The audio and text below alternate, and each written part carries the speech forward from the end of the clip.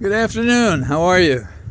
Sorry I haven't been out the last couple of days, but I've been crashing on the second of two appellate briefs I've had to put together for the circuit court in D.C. And the experience of working on the brief took me back a few steps from how I normally am able to follow what's going on. And I think that in distance sometimes there's clarity. And I've had kind of a dread about what's going on, as some of you have as well. Mine, however, originates in a comparison of the criminal cases I'm handling and how those accused are being treated and how Trump and others are treated. The door is open. Judges are available. Things can happen. Forgive us for what we do, or you think we did, because maybe we really didn't do it. And I'm so important, you shouldn't circumscribe who I am. The talent for people in government to respect each other's offenses but for the grace of God or movie cameras, I might be there too. And it's one of the things that they talk about in sentencing, that if a judge can identify him or herself with the defendant sitting there and was or wasn't a powerful person or well-known or well-considered, it makes a difference in how they're treated. And the general rule of the game has become something that is just wrong. That is, using power or might rather than what's suitable to the occasion. So, for instance, one of the questions you get when you do defense work is, could you represent someone who is guilty? And some lawyers just say, well, yes, I have to represent anybody. Well, not everybody's entitled to my representation. And certainly if I didn't think I could be fair because the crime or the person upset me, then I might not be as good an advocate. So I might not be in that case. My firm invited me to take care of some of those who charged the hill, and I said, there's no way. And they asked me about what they might pay, and I said, I don't care. I just won't touch it. I don't think traders should be helped. That's me. Somebody else can do that. That's not my MO. But what contrast I felt while I was slogging away at transcripts and case law and thinking about what was fair or right in the cases I was handling is the stark difference in how people are treated. For example, a person of color is absolutely treated differently.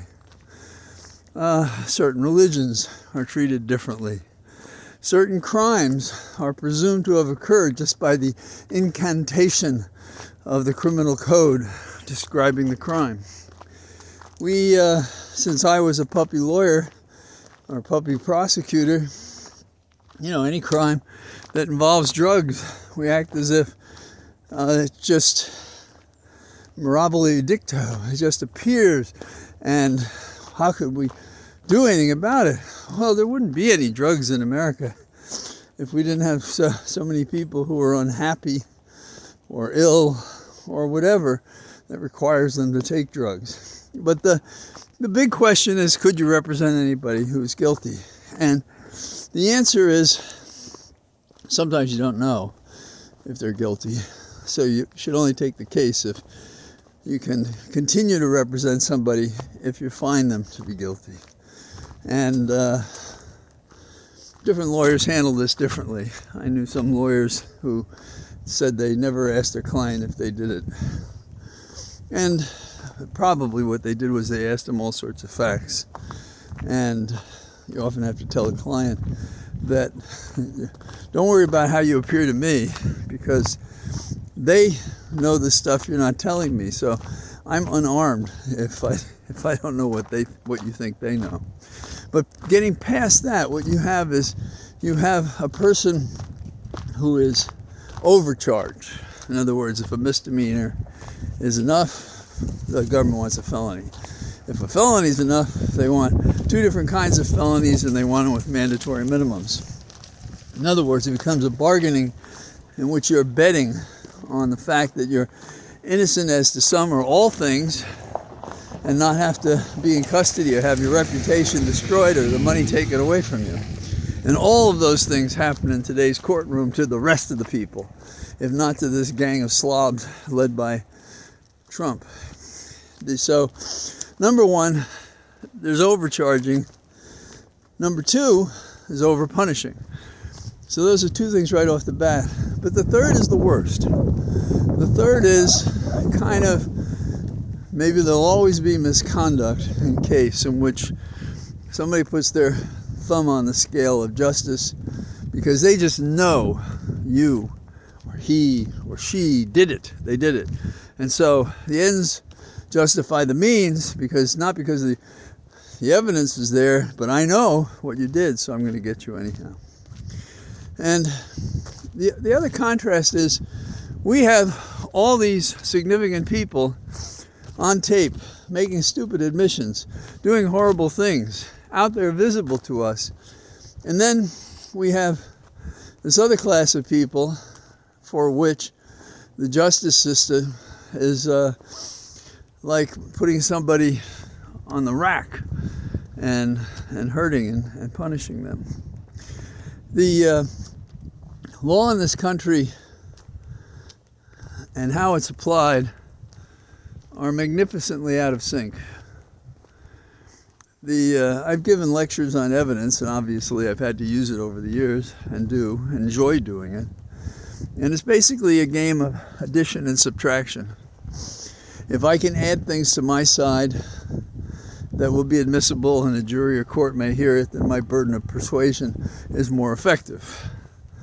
If I can exclude things you want to say, then that improves my ability to persuade a fact finder. Now, is it just anything? Well, the government brings experts into a courtroom, and some are good, some are hired guns. The government has a theory. Nobody seems to have the time to analyze it and challenge it. But when you're dealing with Trump and his minions, even as Trump is selling his clothing off to get money to pay lawyers, I suppose, is a whole different story. So, the first series of defense cases I handled after having been a prosecutor was I was sitting in some eatery and I was talking about how a search warrant had been done wrongly. And apparently this got around and I got a phone call and somebody said, "Did you mean what you said?" And I said, "Yeah." So they asked me if I would handle the case. And I thought about it and I thought, yeah, I could do that. And we went to town, and the things the government was prepared to do, state government, a state attorney general, was quite shocking to me. I had a capital murder case. I wanted to represent somebody who was facing a death penalty because I wanted to try to help at least one person in my professional life. And it turned out that the opportunity presented itself when somebody in jail was told that I was a good lawyer and they should call me, independent of them knowing about my interest in handling a capital case. And he turned out to be a 19-year-old who had red hair and the kind of skin that shouldn't be working outdoors in the summer. And he had almost like two personalities. So I shook his hand, demanded $10, and then I spent 2,000 hours saving his life. Those 2,000 hours, which I didn't bill anybody for, they were painful not because of the work, but because of the legitimate fear that at the end of the day, no matter what you did, he would be killed. And we became somewhat of a cause célèbre, and some local deputy was being maltreated. And I volunteered to help him, and the next thing I knew is I had the court paying for his fees to be my investigator. And it went kind of like that. And doors opened because I think we were doing the right thing. And I did the best I could to beat the living daylights out of these corrupt cops in court. And so I say corrupt, in the best case, they tortured the meaning of the Fourth Amendment. And so that case went forward, and we had weeks of, or it seemed like weeks of testimony. And at the end of it, basically, I think they were concerned what I might do in a courtroom at a trial, and they dropped the murder charge. Now, this doesn't always happen, but this went on for a long time, and I wasn't sure we were going to get there. I did manage to find statutes that were helpful, and this boy who was unwanted at birth, kept in a closet, and then was adopted by a family in Virginia, and they never knew anything about his origins, because that happens in some adoptions, as you know. And so I unearthed all those documents, and he got a healthy sentence, but ultimately we got him out of jail. So, should I have gotten him out of jail? I think so. Was he innocent? I don't know. In that case, I don't know, because I had other people coming to me, telling me who did it, and some of them sort of suggesting that they did. What do you do in those circumstances? So, when we entered a plea to save his life, I got all sorts of attacks. And years later, I was with Holly at a reception, and the prosecutor on the case was furious that I saved this guy's life. And it arose out of a robbery of a cleaners.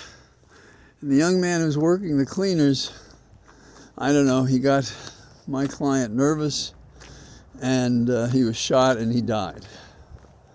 And why was my client robbing a cleaners? Because he believed his girlfriend was pregnant.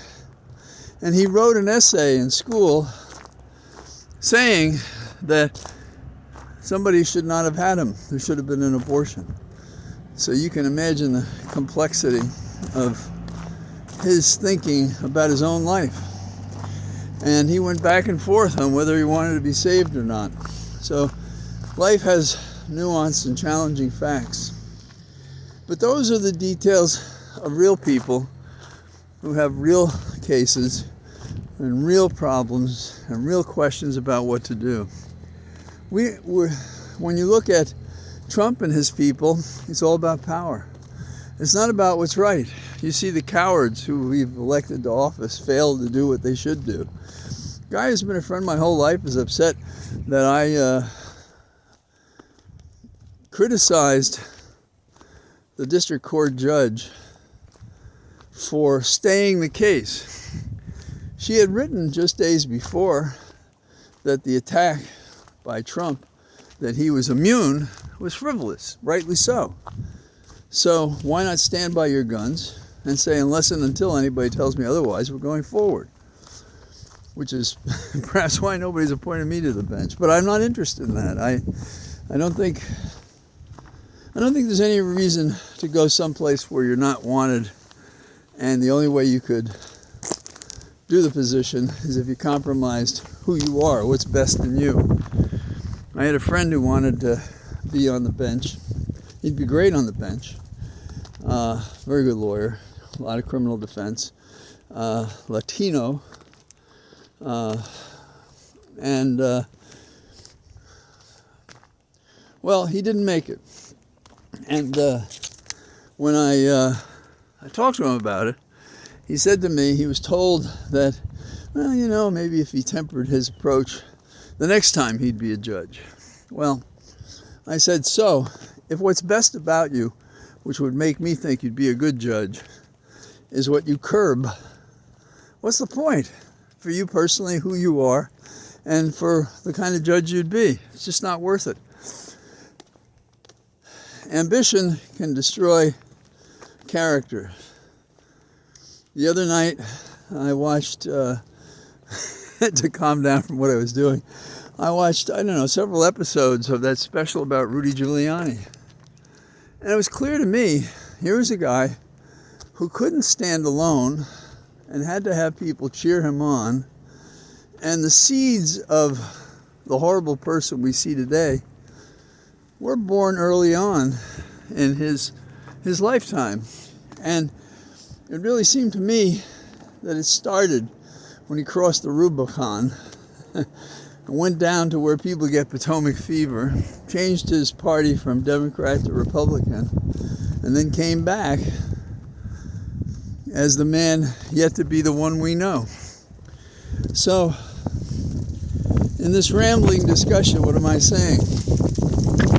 I had a dread about how to discuss the tension between those who really are above the law and the people that we claim are equal before the law.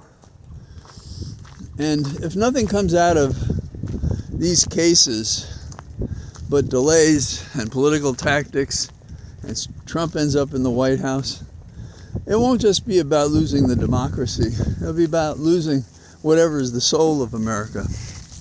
And in a way, that was the thing that struck me about Biden when he invoked Charlottesville and he spoke about that, what the racism and the anti-Semitism that was evidenced in those demonstrations long ago in Charlottesville. And he spoke about the soul of America. And we don't know what it is. I mean, is it school spirit?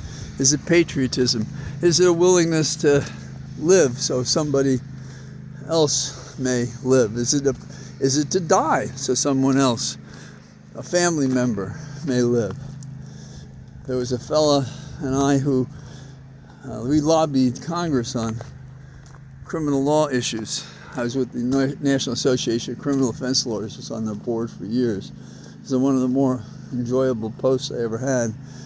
And he was up in, I don't know if it was Maine or Vermont, terrible snowstorm, huge tractor trailer coming down on him. His son was in the car. So he turned it in such a way that he would take the hit. And he did, and he died to save his son.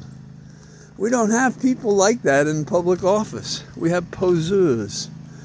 And I almost think that the answer to Aristotle and Plato as to how do we choose people in government to keep us safe from them self-aggrandizing the position to benefit them and them alone. And we need to change probably how we select people in terms of the public debate about what standards they must meet, or we're going to get thousands, maybe hundreds of thousands more of these craven individuals who are destroying the soul of America and in the bargain our democracy. So, sorry I wandered today, but that's where my thoughts went. And now that I filed my briefs, I can be a little more focused on what's going on around me. So thanks for listening. I look forward to talking to you. And I don't think we're going to see any snow real soon, but there it is. All the best. I say goodbye to you from the Cathedral of Trees. All the best. Bye-bye.